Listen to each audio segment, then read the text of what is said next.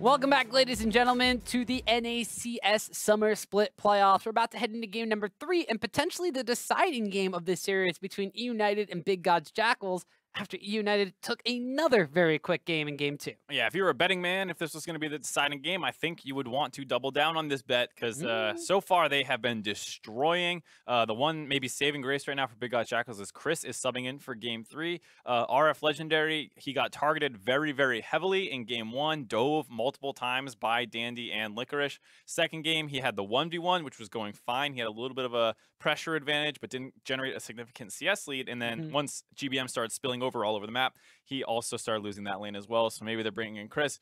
Maybe they go for like a tankier look. Perhaps they go for an even more aggressive look. Who knows exactly what they're planning? Yeah, Cris in the top lane had been something they had swapped out RF Legendary for coming into the summer split, but Big Gods Jackals find themselves now in the same situation they did last year when they didn't have Cris, which is, 2 games down against eUnited in the semifinals with their NACS playoff lives on the line here. This is kind of do or die, and if you are Big Gods Jackals, this last ban pick phase is going to be very difficult because we were mentioning just before the break, there's been so many facets to United's pick and ban phase for the first 2 games. You kind of are at a loss with the ban, and now you have to ban away Zach. I think you definitely got to target some of the biggest problems from the first 2 games combined. You get the Zach, Galio, Cho'Gath bans in, most likely. It looks like eUnited's actually going to take care of the Galio ban themselves. A little surprising to see that the Kazakhs kind of probably slotting in response to that Galio ban. I have to think that that might have been a little bit of a mistake out of eUnited just because I don't know what else they're thinking they're going to prioritize. Are they suddenly going to grab Caitlyn? I'm not sure what else is first pick worthy other than like an Elise or something like that. Well, it's not going to be the Caitlyn. They banned that one away here, so it's not that, but they do ban away Pekin moves Corki, so they continue to kind of double down on this fact that Pekin Woof will be the person that can eventually get them a lead or something, as well as banning away something that fabbbyyy. Well, I guess he didn't really dominate the lane phase in game number 1, but he felt very comfortable on picking that one for. Like you mentioned, the Cho'Gath is still available. The Elise will be banned away, so Big Gods showing that they fear that. We'll see if eUnited go for the Cho'Gath pick like they did in game number 1, and they do. Yep, so they set up a situation where they didn't want to end up in a jungle disadvantage, I guess, because Rek'Sai does all right into Elise, but still kind of favored for the Elise matchup after the Kazakhs has been banned out. Take away a couple of the other priority picks, just making it so that there's more OP bans. So if one goes through, you guarantee to get it. This time around, it's the Cho'Gath. I kind of understand that if you're looking at it because Dandy has had a huge influence over these games. Licorice, while he's done great, hasn't been dominating on his own. It's off the back of teammates' help. So I can sort of understand being more scared of Dandy at this point than Licorice. So I got to say that Cho'Gath pick looked absolutely disgusting in game 1 once it got a little lead. Well, now you have Cris in for RF Legendary, so if you were afraid of that top side of the map, you bring in a different look of top laner. You have the potential to put him into a matchup that he may be able to turn around that RF Legendary wasn't necessarily as knowledgeable or capable of winning that lane matchup in. You could go for a Jace pickup, although they are going to prioritize the Rek'Sai again for SirT, and the Kalista again for the side of fabbbyyy. I like that overall. The bot lane looks pretty good. If they do go that Alistar early on, you can grab the Thresh in response here. If you move down to the second round of ban phase without them grabbing the Alistar, maybe it's worth throwing it in there just because even if, I personally don't think it's a super strong pick. You haven't been able to beat it up in lane. It's been a monster in the late game, so I can understand just wanting to get them off something that's working for them. Well, they are going to look like they prioritize the Gragas for the side of eUnited this time around, so this is the first time we'll see Danny on something different, but they are going to want it going back to the Alistar pickup here for Zeyzal, so if it ain't broke, don't try to fix it here. They got a huge beefy frontline once again from the side of eUnited. Yeah, eUnited showing that maybe this is the patch of tanks. We were talking about the rise of tank junglers, but with Cho'Gath showing up on the top side now, if Alistar comes back in the meta, we are already seeing a fair amount of Braum again, some Tom Kench. So it looks like there might be a new melee support joining them. Big Gods Jackals not going for the Thresh, instead grabbing the Braum. Obviously not a bad champion, still strong into Alistar, but can't super abuse it just with ranged auto attacks and great gank setup. Well, it's kind of a similar look to what Big Gods did in game number 1, although this time around they're pairing with the Kalista, so instead of having a dominant lane with the Caitlyn matchup, now you have a little bit more engaged to kind of follow up with SirT if they're going to be playing that more aggressive kind of proactive style again. So previously you've been falling so far behind that your proactive play style hasn't been kicking into gear, but now, you're once again in the situation for eUnited. You have so many tanks on your front side, you need damage fest, but this time it's going to be from GBM. The LeBlanc is still left open. We'll see if he gets targeted down in this phase, and you still have deftly's pick up to come in, but Big Gods Jackals have, you're saying, hey, I don't think this is ban-worthy, but they banned away Misfortune this game. They banned away the Misfortune. Gonna have to see what eUnited wants to grab. The Ashe into Kalista has always been a fine matchup. They could do that again if they really choose to. They played it into the Caitlyn previously, so Big Gods will probably want to throw another AD carry ban. This time it's Jhin, and what's scary is now the LeBlanc's up. You see eUnited kind of setting up the LeBlanc pick with that Kassadin ban. That's really what they're looking to do. It's one of LeBlanc's worst matchups. Now you take away that, they ban out the Gnar. So it looks like if Big Gods Jackals are not willing to play LeBlanc here, they're going to be getting another serving of what they got in game 1. No, so let's see if Pekin Woof is going to play that one, or if he's going to stick to the Trident 2 of the Syndra pickup. The LeBlanc is being hovered by Big Gods Jackals. Makes me think they're going to have to take this one away. But I mean, Vladimir is open, which is something they've banned away for a while. It doesn't do the worst into the LeBlanc matchup. Early on, the LeBlanc can bully it around, but we'll see what the response is here. Yeah, the LeBlanc matchup with Vladimir isn't the end of the world, but it is something I think generally you would want to avoid. It. You are down a fair amount of pressure, even if you sometimes survive in laning phase.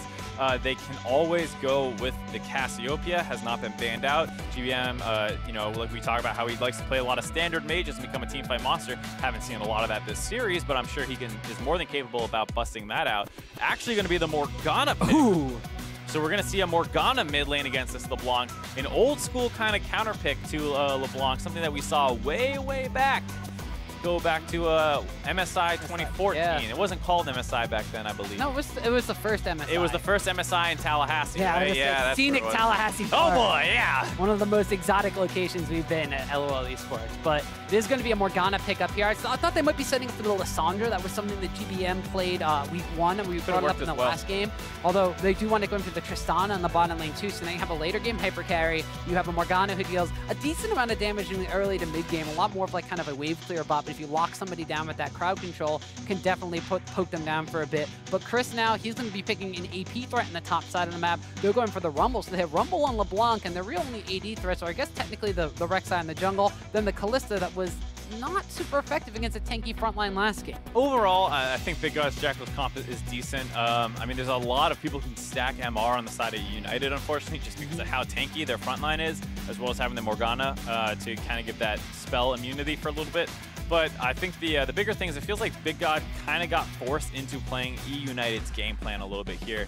The Misfortune ban, I can understand you're not comfortable with it. You don't want to give that to him again. The Jhin ban is a surprise for me, just because you're giving up that LeBlanc pick. And Pekin Woof is a fine LeBlanc player. I've seen him play it before. He can do fine on it. That's not the problem. But it's opting into this kind of situation that you know eUnited is setting up for. They banned out the Kassadin, so they're saying, telegraph, we're going to go for the LeBlanc pick. And if you take it, we have other things prepared. Like you said, the Lissandra earlier in the split, and this time around opting for a Morgana pick. So it's something that they were very aware of the situation they were setting themselves up for, and they had more than just Kassadin prepared as a counter pick. And that's why it's a little scary if you're Big Gods Jackals, because you're playing into a situation that they have specifically prepped for, and you might not be quite as ready for it. Right, and this is just another facet to eUnited's draft phase. They're busting out a Morgana pickup, which is something that, well, we've seen it more recently, but it's been a support role. It hasn't been in the mid lane matchup. So going, back into the history of GBM, the fact that they could draw upon this experience and draw upon his knowledge in these specific matchups to get something that like you said, plays into their draft phase. And we talk about playing into the draft phase. I mean, they are a super short range composition here on the side of Big Gods Jackals. Kalista, one of the shortest range AD carries,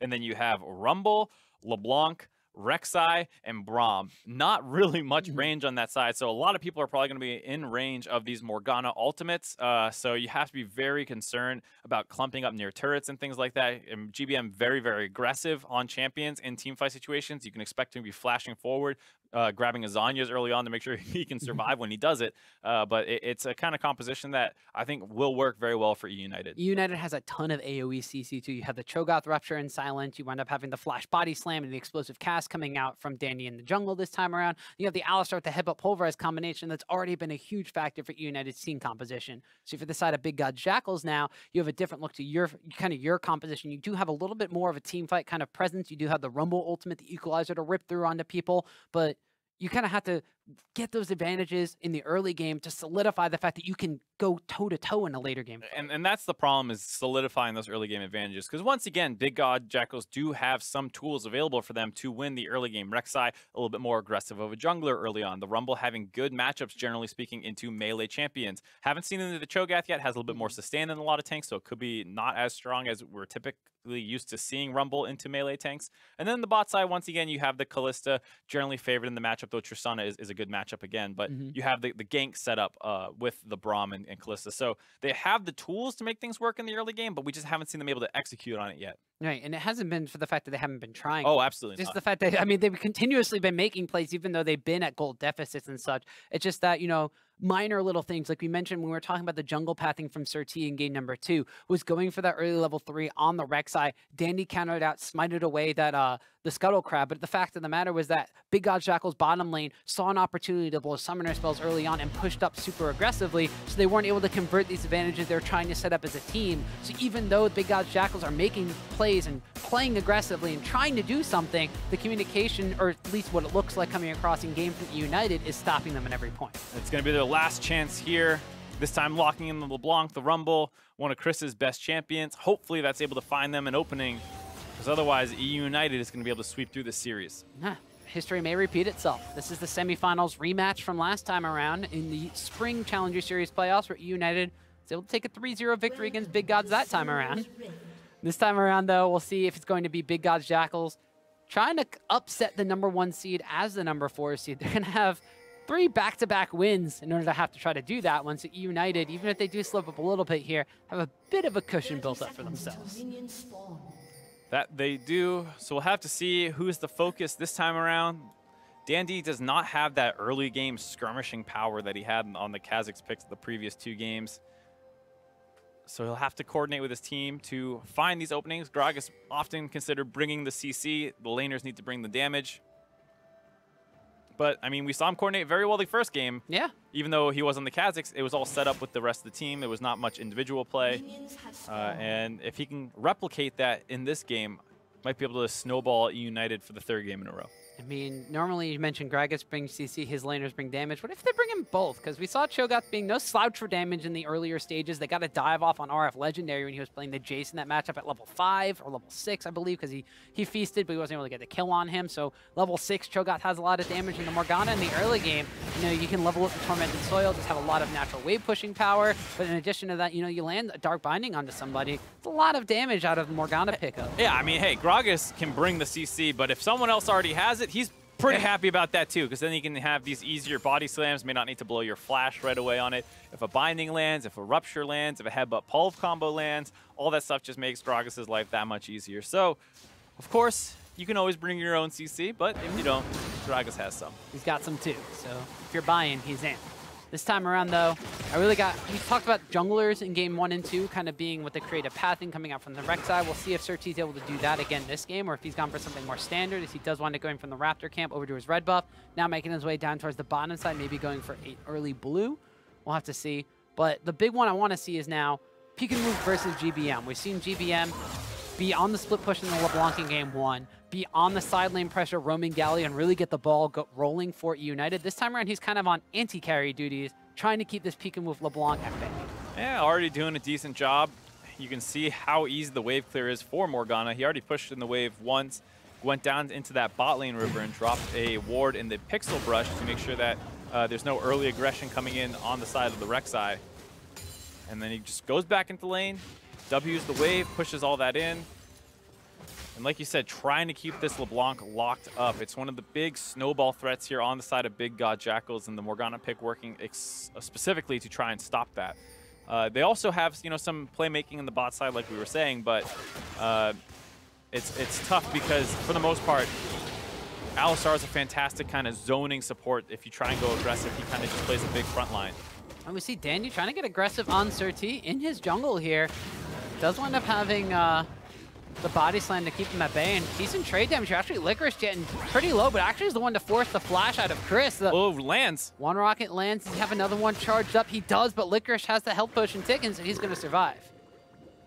Dandy showing up in the top side, probably going to try and help escort this wave in. They need to be a little bit careful, just given the fact that they know Rek'Sai is up here as well. Need to be careful about the 2v2. They're actually going to go for it. The CC chain lands, but like you said, there's not a ton of damage coming out from my early game Cho'Gath. The flash on Burrow coming in from SirT. First blood goes over to the side of Big Gods Jackals. A teleport in the mid lane actually being canceled out by GBM as well, as fights go down all across the map. Baiano taking a lot of damage. Actually used the Ignite on Zeyzal just to kind of scare him away. But trades all over the place in this game. Whew, I gotta say, eUnited finally, their aggression gets turned back around by big Gods Jackals.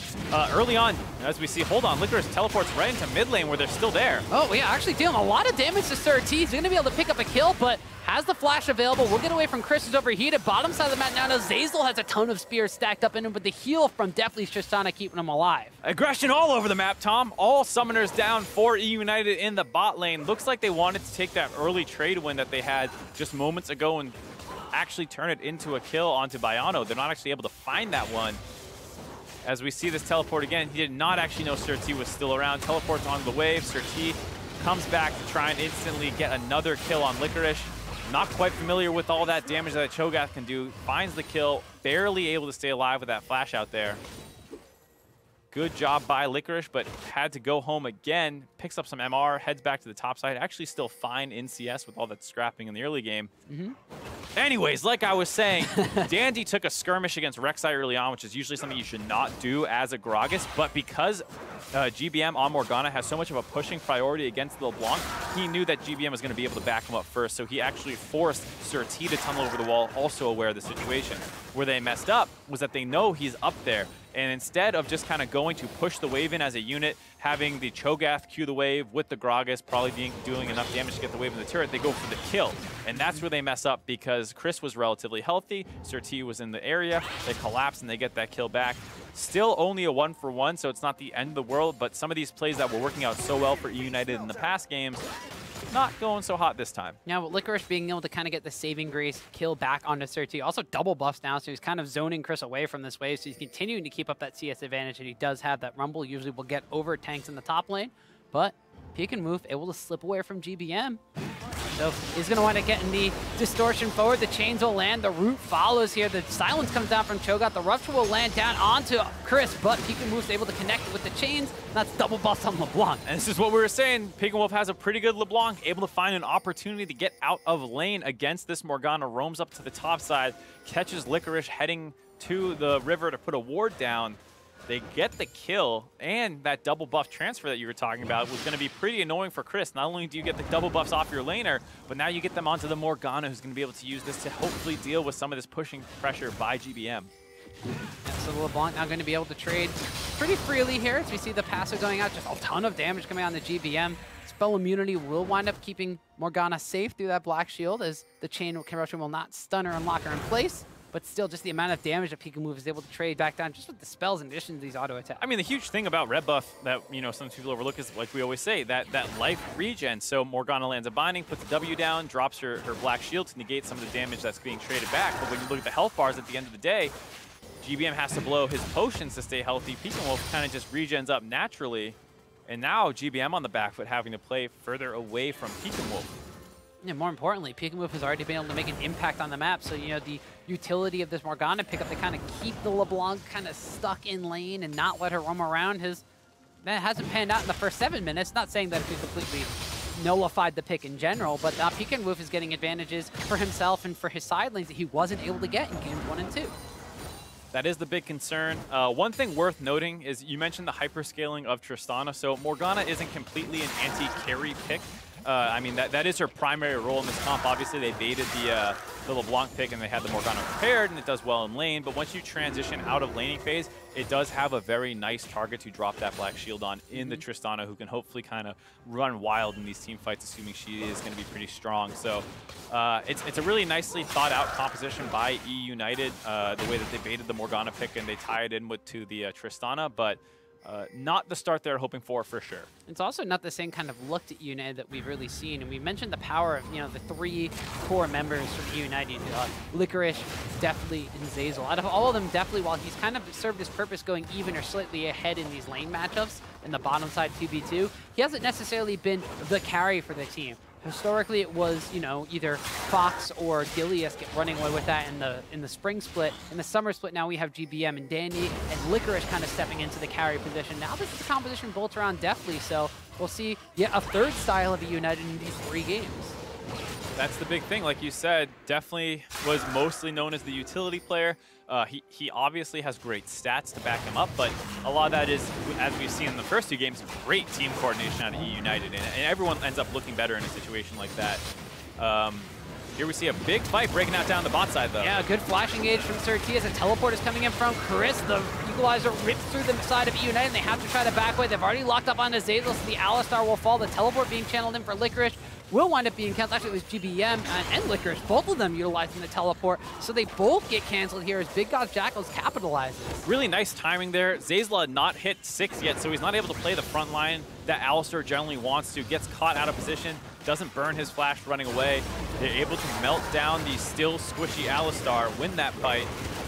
eUnited could not quite disengage. Dandy did not have the barrel that he needed, so it would have been hard to find it. And now with that kill, Big Gods Jackals is going to keep this push going. They're going to grab the first turret of the game.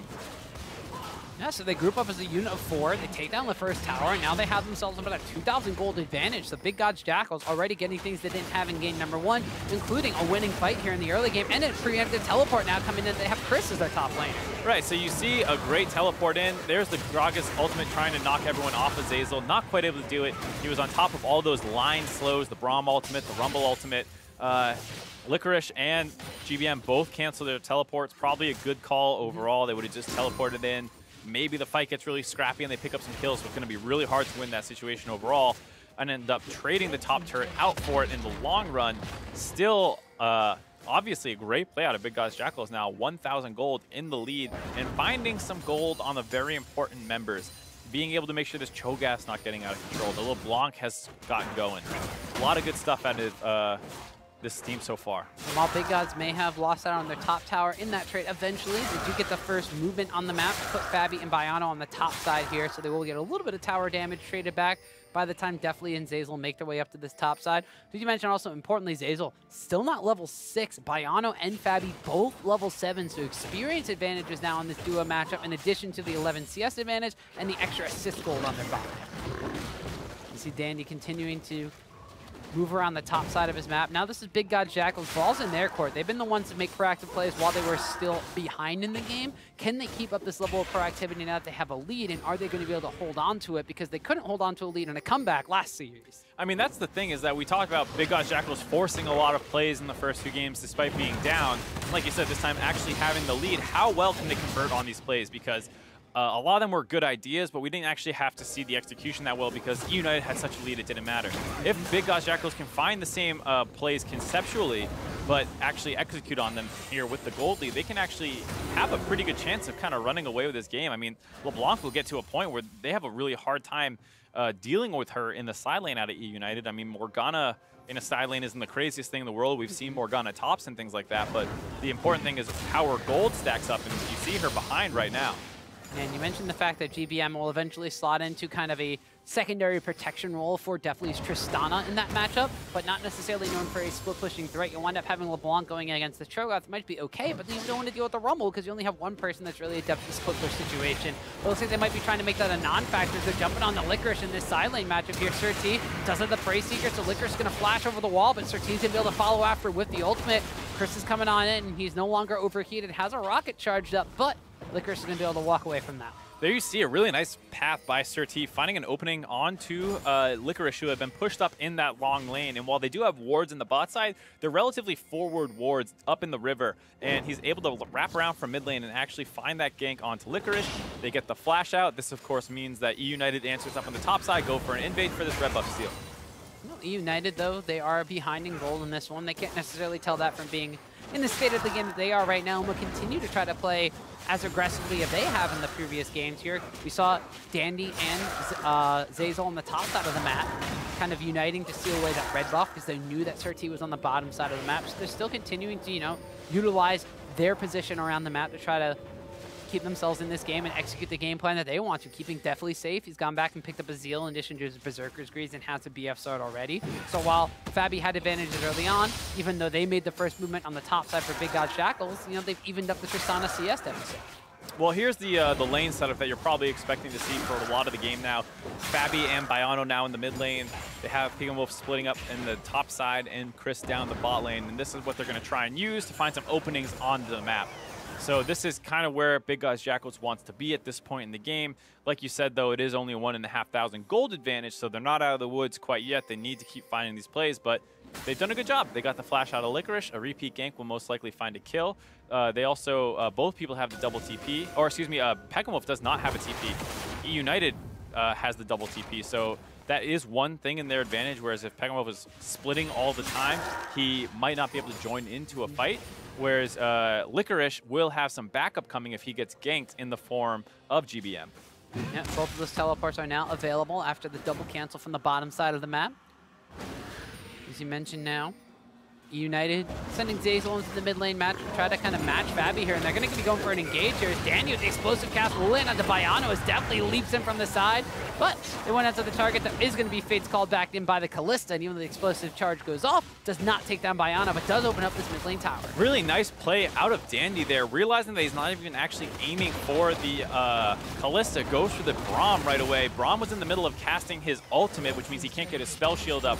Gragas is a horribly annoying pick to play against Braum because that spell shield, or excuse me, the wall that comes up out of the Braum is just such a blocker for your ultimate. But if you can find opportunities like that and play around when you know he's going to be dropping his ultimate to disengage, you can actually find really nice Gragas ultimate still. And there you see it, Dandy with a great timing on that ultimate, grabs them mid-turret and dragon. Yeah, so they're able to convert on that one, but at the same time, Big Gods will be pushing with Pekin splitting on the top side, and they got the Rift Herald here going down as SirT and fabbbyyy are going to be doing that one for themselves. eUnited kind of know this is happening, but it's only really Zeyzal and now Licorice in the air. Tries to use the blast gun to get over the wall. They're trying to keep SirT from picking it up, but he will be able to grab that one. Now Zeyzal and Licorice are in the fray, but the rest of eUnited really hasn't come to play yet. So SirT is going to pick up a kill, actually go down as fabbbyyy picks up a kill on the Licorice. Now deftly's jumped in over the backside, hops back out on the other side. Very low health bars all around here. GBM's able to pick up a kill on the fabbbyyy. Zeyzal somehow still alive in this fight. Will finally go down. Cris is going to want to flash over the wall, but Tristana hops back over the other side. And at the end of the day, I think it was just a 2 for 3, actually going in favor of eUnited. That was such a scrappy situation there. Licorice getting a little bit further ahead of his team. I'm sure we'll get another look at that one, but he goes down early into the fight. And he blast cones over. I don't think he knew what he was getting involved in necessarily. It actually does look like they had a ward. Might have seen that one. And there, Zeyzal and Licorice doing a great job frontlining, buying time for the rest of the team to get involved. That Rumble Equalizer not actually being able to hit that many people definitely goes over the wall into fabbbyyy. Realizes he's getting pretty low with the Kalista stacks getting back onto him, so he gets out of the fight. GBM comes in, hits a really nice binding for cleanup. His ultimate was not quite off cooldown, so this would have been the perfect Morgana ultimate if he could have found it, but not quite able to do so. Still finds the correct binding, and then as Pekin was over the wall trying to get out, you do a little bit of do-si-do, definitely jumps over to get the final damage, and then hops out as well. Well, no Soul Shackle available for GBM in that fight, but eUnited still want it coming out ahead, so now the gold count has kind of been evened up. GBM, they're going to get jumped on here in the mid lane. SirT and Baiano just charging through and leap onto the LeBlanc. Teleport from Licorice is going to be canceled, so Zeyzal is going to have to flash away over the wall, but the Rek'Sai ultimate's going to follow the chain. Does not land from LeBlanc, though, so it looks like Zeyzal will get out alive. Good play out of Big Gods Jackals, not relaxing after a skirmish around the Rift Herald goes badly. They find GBM pushing a little bit too far. They go onto him, but at the same time, eUnited keeps up on the top side. Yeah, Dandy's going to get a good body slam over the wall into a cask and donates the kill over to his AD carry in deftly, but the Rift Herald has been summoned in the mid lane, and Zeyzal got out with his life, but now he's going to try to defend this one pretty much all by himself. Does have Licorice coming around the backside. He is going to want to jump it down onto Baiano and SirT. They're trying to keep this tower alive. The teleport's coming in from GBM from base as well. Rift Herald still about half HP though. He's a little distracted with some minions, but will eventually, no, turns around, swipes on the Licorice. eUnited keep the tower alive. Not bad. I'd say overall it's definitely worth a teleport to keep a turret alive, especially at this point in the game on your mid laner. Got a little bit dicey there. Zeyzal got very low, almost focused down. But now that top people getting caught out. Definitely jumps into the fray and immediately has to try to flash away. Now Pekin joining the fight, flashes forward. And the first kill is actually going to go on to SirT as he picked up a kill on the Dandy. Now definitely going to get stunned up from the Braum passive. The poros explode everywhere, and SirT picks himself up his 4th kill of the game. So greedy out of eUnited there. They found the pick off on the top side, and the fabbbyyy, Big God, of course, responds mid with that Rift Herald push. And then once they get forced out, you said, you know, how they teleported in, the people in the top side don't respect that fact. They're actually camping, looking for a fight, and they just get collapsed on. so easily by the side of Big Gods Jackals. Dandy goes down right away, loses his flash. Deftly gets a nice buster shot to knock back the LeBlanc chain to stop it from proccing, but there's still so many people chasing him down. He ends up dropping as well, and just a huge, huge overextension on the top side by eUnited there. Not happy with just the kill and protecting their mid turret. Yeah, United maybe getting just a little bit too excited for kills at this point in time. The gold lead does swing back in favor of Big Gods Jackals. Now the side of Big maybe getting a little too greedy for that mid lane tower as a binding will go a little bit wide to the right, and they're not able to capitalize on a kill on either Pekin move or Cris. Both teams getting a little too scrappy right now. Just some itemization things to point out this time around. Licorice actually going for the Abyssal Mask because a lot of magic on the other team as well as a lot of magic damage on his team. So a great pickup there, something we didn't see in previous games when he was the primary magic damage threat. This time with the Gragas and Morgana all getting close range with him, they'll be able to use that passive very effectively. We already got a Leandri's Torment though on the opposite side here for Cris, so giving him a little bit of magic penetration himself. No magic lethality as a stat in the game yet, but going to be getting a little bit of extra HP percentage burn to help rip through targets like Zeyzal, like Licorice, and like Dandy, who are going to be quite tanky. We also wind up having Gunblade on LeBlanc, in addition to a very tanky Rek'Sai going for the Spirit Visage as well as a Aegis of the Legion going into a Locket now. That's one of the things I was about to point out. One a small saving grace for eUnited is how many of those kills ended up on SirT, who is going this full tank Rek'Sai. So while that does make him a very annoying frontline threat, then in the sense that eUnited has to deal a lot of damage to get through him, at least it's not a LeBlanc who's unanswerable in the split push. That would be so much worse to have 4 kills on LeBlanc. Instead, she's the one sitting on 4 assists. Well, she does still have a Gunblade to her name. Oh, she's plenty strong. She's plenty strong, but as you mentioned, the teleport disadvantage by not taking that summoner spell for Pekin move may be a factor as this game goes a little bit later on. As Licorice has this available, GBM still on cooldown for about a minute and a half. And one thing I'd say is that even though eUnited has been on the back foot for the large majority of this game, their vision control has been decent this entire time. You see in the top side how many wards they have in the river and in the side lane rush around mid. Bot side has been largely controlled by Big Gods Jackals, given that dragon spawning, and that's where they're focusing. But at least eUnited is staying active and trying to punish things like this push. Licorice going to utilize the Rupture, but the Fate's Call goes in onto Braum immediately. But now Kalista getting locked up in a teleport response here from Cris. GBM's going to pick up the first kill of the fight on the Pekin move, though, as he went a little bit too far forward. Now Big Gods kind of has to turn tail and run, but Cris is going to fall down for a double kill. Deftly's joined the fray a little bit late, so doesn't get any kills or assists, but it's a 2-for-0 in favor of eUnited. Great job by Zeyzal in the top side of that fight, basically 1v1ing the Kalista, keeping her out and off the frontline members of eUnited, who are now going to try and turn on the Baron after this push. This might be a little greedy. SirT still alive, has Smite available, and Flash.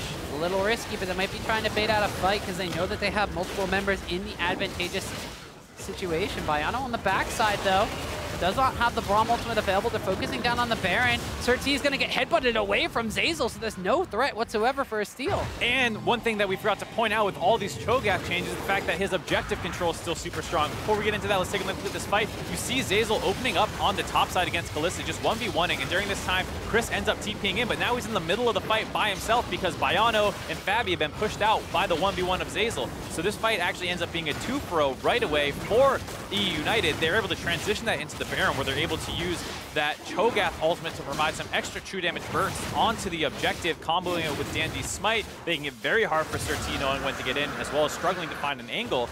They're able to grab the Baron. Big Gods Jackals find a small consolation prize with the Mountain Dragon, but now eUnited's back on the map and trying to push this objective advantage. It might stem the bleeding a little bit as now they won't have a Mountain Dragon to back up the Baron buff on the side of eUnited to take down some of these towers that are still left on the map. They've only taken down 2, so there's still an outer tower on the bottom side that we are going to see them prioritizing early on here. They do have a Tristana now with an Infinity Edge and a Static Shift, so you're going to be starting to rip through these towers with that explosive charge. And the rest of eUnited are just kind of playing support duties. You mentioned their vision control being extremely strong in this game. Now that they have the Baron buff secured, they're transitioning it down to this bottom side to make sure they can rotate between mid and bot. Yeah, Licorice joins to be part of the front line attack onto this turret, just giving some room for Deftly to push in, and Morgana teleporting in under the turret. Yeah, but it looks like the Big Gods want to try to go for the fight. Equalizer already being utilized here, but now GBM's going to pick up a kill onto Baiano, who just kind of got thrown into the middle of the fray here by an explosive cast. So this Dandy Gragas pickup is working out pretty well for eUnited, and this Baron buff is has netted them now 2 towers and a kill. And I love the way Licorice used his ultimate in that fight. He had SirT sitting right in front of him, so he doesn't get greedy as we see. Hold on, Pekin getting jumped on. Flash forward by Zeyzal. Yeah, eUnited might just be trying to win the game right here and now with this Baron, but they're forcing Big Gods Jackals back into their own base. They zoned away for an inhibitor tower, and it's just been like domino effect. Every single tower on the bottom side has fallen. The inhibitor now being focused down, and they just can't break the tanky front line. If eUnited, SirT's going to want to use his ultimate to dodge out on some of the damage, but Zeyzal's able to pick up a kill. Now they do wind up having Baiano respawning, so eUnited have to back away, but that was just a series of catastrophic events for Big Gods. I mean, these guys know how to end a game. You give them any advantage, they'll take your arm off. There they grab a bunch of kills and an inhibitor down the bot side in a 5v5 situation that they just force underneath the bot inner turret, excuse me. You see a CC chain landing down onto Cris over the wall as eUnited may have been forced back from the bottom side, but I guess they're not done yet. They're just going to rotate up. They have an Ocean Drake on their side, so it's a little bit of regeneration between the two lanes. That's enough for them to brute force down another tower. They've gotten 4 towers off of this Baron buff and an inhibitor. That might make it 5. Yeah, they're not done yet. No reason that they really need to back off here. They're so tanky in the front line.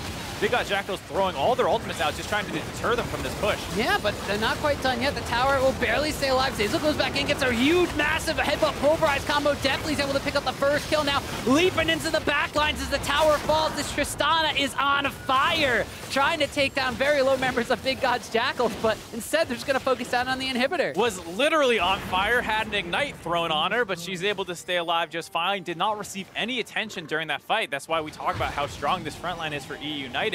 Dandy is so far in front of the team that Big Gods Jackals kind of have to hit him, and then he just turns around with a big body slam after they dropped all their ultimates down to deter that push.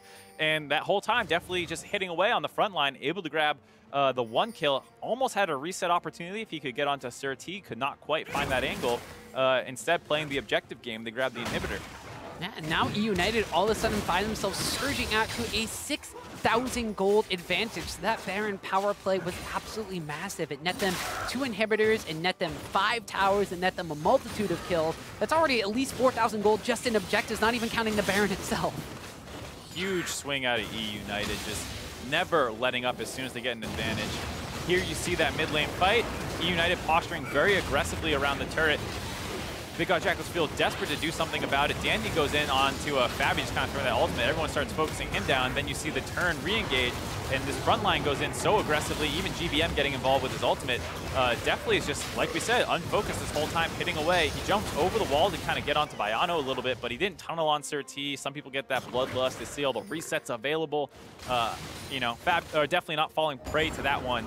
Instead, being a good AD carry, hitting those turrets. I feel like you're trying to tell me something, Mark.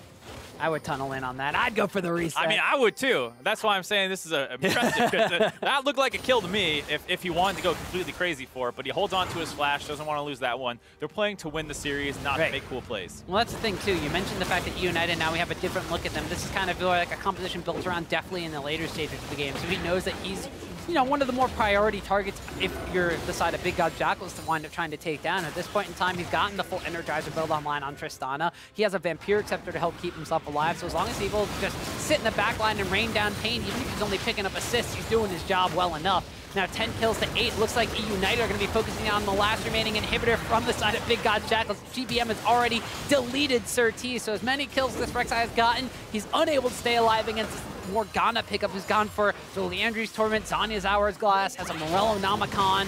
Just everybody from the side of Big Gods Jackals seems as soon as that Baron buff had gone down in favor of eUnited, they just scatter all sorts of places. Looks like they can't even really cohesively keep their team together as eUnited will just dive through on the Nexus towers. This might be one of the fastest best of 5s we've seen in the Challenger Series. This game under 28 minutes. They're taking down Nexus towers. They might be going for the Nexus. They're going to be moving on to the final. And eUnited complete the sweep 3-0 in 3 very dominant games. This one a little bit slower starting. Big Gods Jackals found some opportunities, but once eUnited got that Baron buff, they ended this game. eUnited just basically coming out of nowhere with that victory. We thought Big Gods Jackals had finally, you know, found themselves a formula to stem the early game tide from eUnited, to keep them at bay, and they got themselves a gold lead. But all of a sudden, just one Baron, one push, Big Gods Jackals crumbled apart. I mean, that's the thing, and the mark of a truly great team is we saw them sometimes overextending, but they're hungry. They're always looking for where their next advantage is. And against a team like big Gods Jackals, who they're able to outperform in a lot of these situations, that they actually are able to just end the game as soon as things start rolling in their favor. It's that kind of snowball downhill effect. You get the first play, you get the second play, and next thing you know, the game's over. Yeah, and I mean, the fact of the matter is we saw Zeyzal really stepping up this game. I mean, it's kind of like an interesting thing. On eUnited side, you saw a different player on their team kind of, taking control of the game and making, being the big deciding factor. Game 1 was Dandy, Game 2 was GBM. Game 3 here, we saw Zeyzal in that mid lane fight was basically the big reason why that big Gods Jackals fell apart. The fight goes in favor of eUnited. It was I believe a 2-for-3 or a 2-for-0, I'm sorry, in that fight, because he zoned away the Kalista, and they were able to transition that one into a Baron that they took. I mean, yeah, that fight in particular, we sung Zeyzal's praises a fair amount during the previous series that we had on the last week of the regular season, and his Morgana play was phenomenal, which is great now that they're picking the Morgana. It might end up being a flex pick later on, who knows, but this time on the Alistar, showing that he is super strong, and that's really what really set them up for this victory, was that team fight in the mid lane. Yeah, and that turns into a Baron buff, that big Gods Jackals, like we said, that as soon as that one goes down, they really didn't know how to respond to that one. And we see here, they were trying to push on that mid lane tower. They got so low earlier on. And this is the play we were talking about with Zeyzal on the backside. He completely zones away fabbbyyy, completely zones away Baiano, and just lets the rest of eUnited wreak havoc. Yeah, there you see. I think, Cris thought he was going to be teleporting into his team and ends up kind of alone in the middle of the rest of eUnited. They focus him down after they already took down, I think it was Pekin Wolf in the mid lane. So just an overall great team fight out of them, really nice target selection, and then a good call to go for the Baron. I thought it was being a little over-aggressive, given the Rek'Sai was up with Flash and, Smite, but they have the Cho'Gath ultimate to help kind of make sure they have that true damage burst. It's going to be really hard to actually get a Smite steal.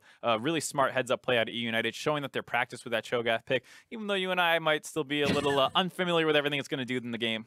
Yeah, that's true. The fact of the matter is, once they solidified that objective control, once they got that push going on, they didn't relent on the pressure. Even though big Gods Jackals looked like they're not going to push into our inhibitor tower. They won't dive us through this, even though we've lost one member and used our equalizer. They just kept going. And then even after that, they got forced away from the inhibitor when the respawns came in for big Gods Jackals. Just rotated into the mid lane and just took that tower and that inhibitor. And that's what we were saying. And another example, I didn't quite get to touch on the game, but I love the way Licorice just uses ultimate to chunk out a frontline member. He just bit SirT for 1,000 damage, forces him out of the front line, makes it easier for the Tristana to snowball through. Understanding, in certain compositions, how you can use that Cho'Gath ultimate. It doesn't always need to be an execute on a backline member. It really comes down to how it fits within the rest of the team. And he just showed great mastery over a champion that, has only been relevant for one patch so far. That's very true. And you do mention the fact that this is a team effort. So we had lots of great performances from eUnited today. But we really want to recognize one player who stood out above the rest to earn our player of the series vote. And that person today was GBM.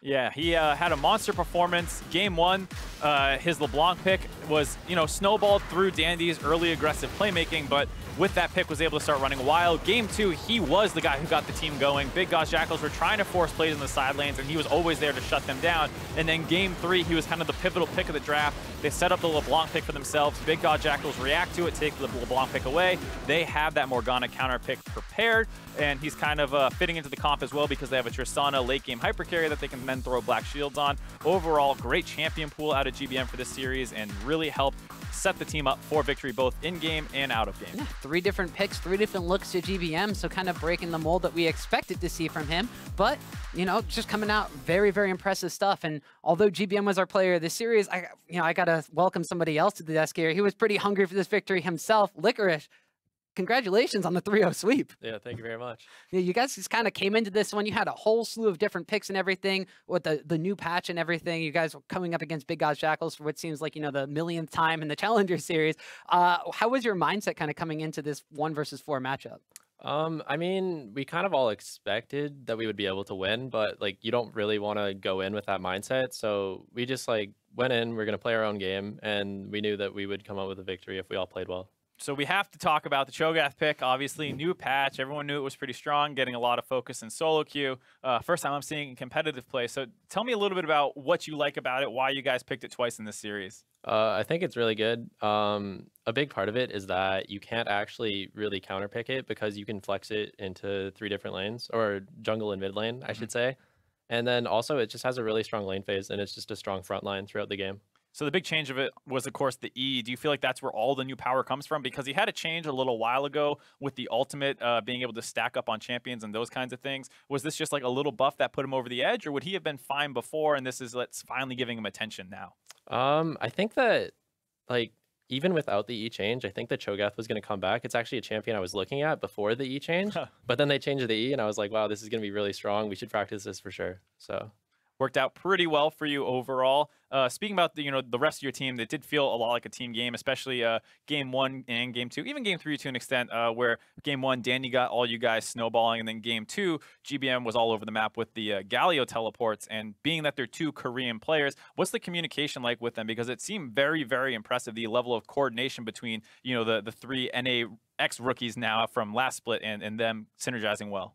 It's actually really good. We don't really have any problems with communicating with them. It's like, so if we want to make a play top, I'll say like we should make a play top, and then they'll respond in English. But if they're just doing like a mid jungle 2v2, whatever, they'll just talk in Korean, and we'll just kind of like nod and play, So familiar with that? Yeah, well, definitely had mentioned the interview last week that you guys, the Koreans had a couple of visa issues. You came into this one, or visa work to do, not issues, sorry. You came into this one, you guys seem to kind of be all on the same page. So you're making your way to now your second Challenger Finals, and you have either Tempo Storm or Goldcorn United on the opposite side. So I got to ask you now, who do you think you're going to face in the finals? I think it's probably going to be Goldcorn United, but I think it's going to be a really close series. So I think it's going to be 3-2 either way. So we're in for 5 games, which means you guys want to tune in for a lot of games tomorrow. He just wants as much information as he can get. That's what it is. You can't really blame him for that. No, not at all. That's I'm just really he's like, idea. I want to watch the games. Yeah, sure. Well, you guys threw out a lot of interesting picks too, so you kind of want to see what's going to unfold on the 7-14 patch. So I do have to say congratulations on the 3-0 victory, and we will see you next week in the finals. Yeah, thank you very much. And with our series complete, let's take a look at the updated bracket. Like I just said, 2 Licorice on the desk. eUnited has punched their ticket to next week's final in the battle arena, and their opponent, however, has yet to be decided. Don't worry, though. We won't have long to wait to receive an answer to that question, because our remaining squads of GCU and Tempo Storm will face off in our second semifinal tomorrow night. Definitely going to be a closer matchup than tonight. I think even before we actually saw how this series ended up resolving, it was just something that we had seen over the course of the regular season, where for a little while it looked like Tempo Storm was the de facto #2 team, and then GCU kind of did their patented GCU thing at this point where they ramp up over the course of the season, and by the end they're beating eUnited, still the #1 seed, and like you said, had a little bit of troubles with the visa, potentially not being able to practice as much. But at the end of the day, GCU does seem to be ramping up and potentially ending up once again as the #1 team in Challenger. Yeah, well, this is another rematch of our semifinals from the spring slate. This has kind of been a repeat bracket, but all these teams have really been stepping up this time around. You heard from Licorice already. It's going to be a pretty close series. Doesn't know exactly how many games it's going to be. He still feels it'll be an all-United finals. Maybe he's just hungry for revenge from last year. I'm sure that's a little bit of it, given that they got beaten down by GCU, and then they had a rough time during the promotion tournament. So I'm sure eUnited just wants to get back on the stage and kind of prove themselves. Well, we'll have to wait and see. That matchup is coming up tomorrow, and that's going to do it for us here tonight. So on behalf of myself, Mark, and of course, the entire Challenger broadcast crew, thanks for watching, and we'll see you guys tomorrow.